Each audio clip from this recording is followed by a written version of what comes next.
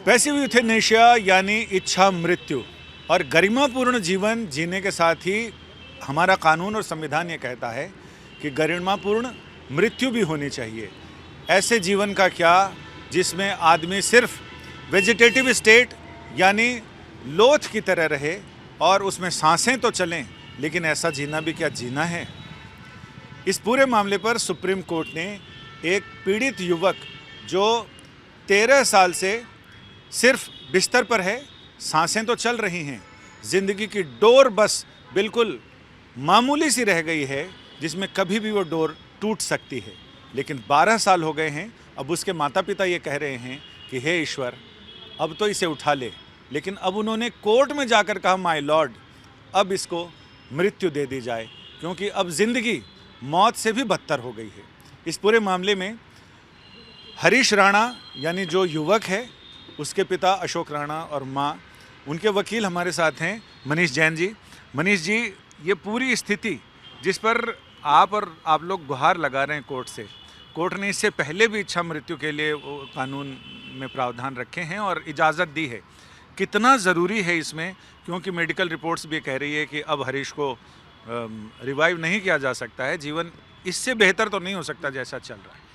मैं थोड़ा ब्रीफ सा बता देता हूँ। 20 अगस्त 2013 को पंजाब यूनिवर्सिटी में बच्चा पढ़ रहा था, तो 20 अगस्त 2013 को एक घटना घटी और चौथी मंजिल से वो पता नहीं गिरा दिया गया या खुद से गिरा, पर ज़्यादा संभावना गिराने की है, तो गिरा दिया था। तो तब से उसका जो स्टेट है, तब से ही वो वेजिटेटिव स्टेट पे है। हालांकि पता बाद में लगा, और लंबे समय से जब सेवा करते करते माता पिता लगा कि हम बूढ़े हो रहे हैं, थक रहे हैं, हम इसकी केयर नहीं कर पा रहे हैं, तो उन्होंने उसके लिए मुक्ति के लिए हमारे कानून से गुहार लगाई। और 2024 में हमने दिल्ली हाई कोर्ट में एक पिटीशन फाइल करी कि इसका जो लाइफ सपोर्ट सिस्टम है उसे हटा दिया जाए। और जस्टिस सुब्रमण्यन साहब ने ये कहते हुए हमारी पिटीशन को खारिज कर दिया कि ये कोई लाइफ सपोर्ट पे नहीं जीवन जी रहा है। हालांकि वो बहुत सारी ट्यूब लगी हुई है, सारा खाना ट्यूब के थ्रू खाता है, ओरल कुछ भी नहीं खाता है, यूरिन के लिए पाइप, मतलब सारा कुछ पाइपों पे है। हाँ, वेंटिलेटर पे नहीं है। तो उसके ऑर्डर के ख़िलाफ़ फिर हम गए सुप्रीम कोर्ट में। सुप्रीम कोर्ट में DY चंद्रचूड़ का लास्ट वाला दिन था और लास्ट ये मैटर था, तो उन्होंने मानवीय आधार पर गवर्नमेंट ऑफ इंडिया को कहा कि आप इसको मेडिकल ट्रीटमेंट दीजिए और कोशिश कीजिए कि ये स्टेबल रहे। तो हमने वहाँ के लोकल जो हॉस्पिटल था गाज़ियाबाद का राजकीय चिकित्सालय, वहाँ के डॉक्टर ने हमें थोड़ा सपोर्ट किया। आप जानते हैं सरकारी कैसा सपोर्ट होता है, लेकिन फिर भी हमें सपोर्ट मिला।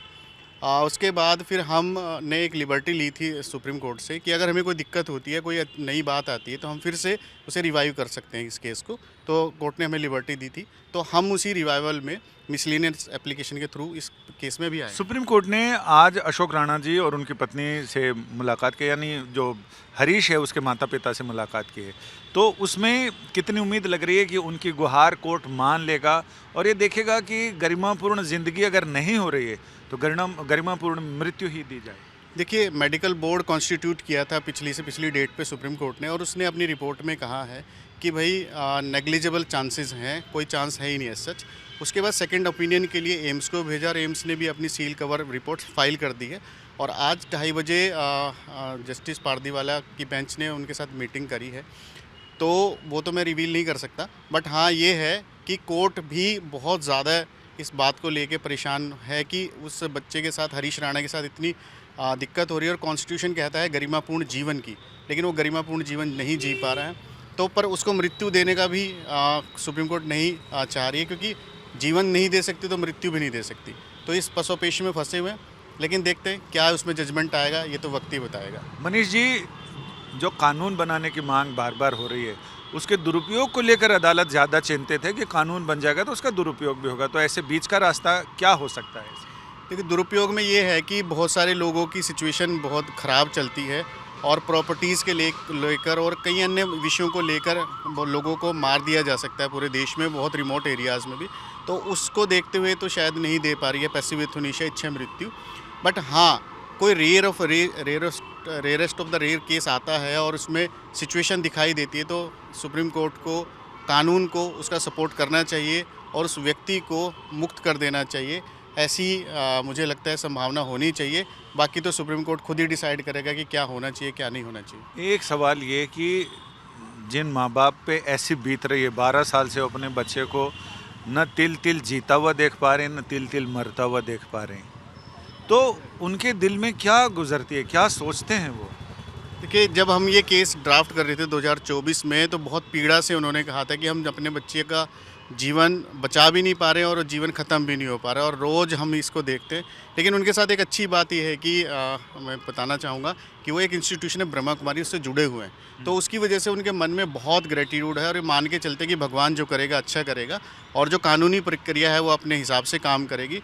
लेकिन पूरी ताकत से, पूरे मन से, पूरे मनोयोग से उस बच्चे की सेवा कर रहे हैं, उसकी पालना कर रहे हैं, उसकी ट्रीटमेंट करवा रहे हैं जितनी उनकी हैसियत है।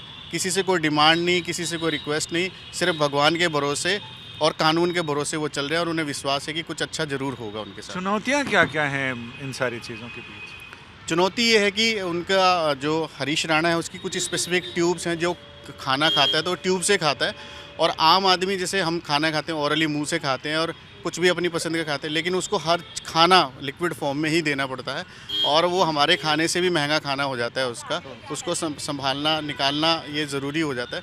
दूसरा, रोज़ की डे टू डे जो मेडिकल केयर है उसको इन्फेक्शन रहने का ज़्यादा रहता है, और पिछले 13 साल से बेड पर रहने से उसको बेड सोर्स भी होने लग गए हैं, तो बड़े हो गए हैं, उसकी भी ट्रीटमेंट होती है, लेकिन रिकवरी बॉडी पता नहीं कर भी नहीं पा रही है, क्योंकि वो बच्चा किसी भी तरह से कोई रिएक्शन उसमें नहीं है। आप उसको आधा एक घंटा तक भी देखोगे शायद तब भी वो अपनी आईज ब्लिंक ना करें। हाँ, तो इतनी सिचुएशन है, पर फिर भी वो लोग उसकी सेवा कर रहे हैं और कोशिश कर रहे हैं कि ये चीज़ें ठीक हो जाए। जिंदगी जीने के लिए मिलती है, काटने के लिए नहीं। लेकिन हरीश के साथ ऐसा हो रहा है, सांसें तो चल रही हैं लेकिन वो जी नहीं पा रहा, ना वो मर पा रहा है। और यही वजह है कि लोग सुप्रीम कोर्ट की ओर इस निगाह से देखते हैं जिसे मृत्युदंड मिला हो, कि काश कोर्ट के फैसले में उसकी ज़िंदगी लिखी जाए। लेकिन यहाँ हरीश के माता पिता इस उम्मीद से कोर्ट की ओर देख रहे हैं, काश उनके बेटे की ज़िंदगी में एक गरिमापूर्ण मौत लिख दी जाए।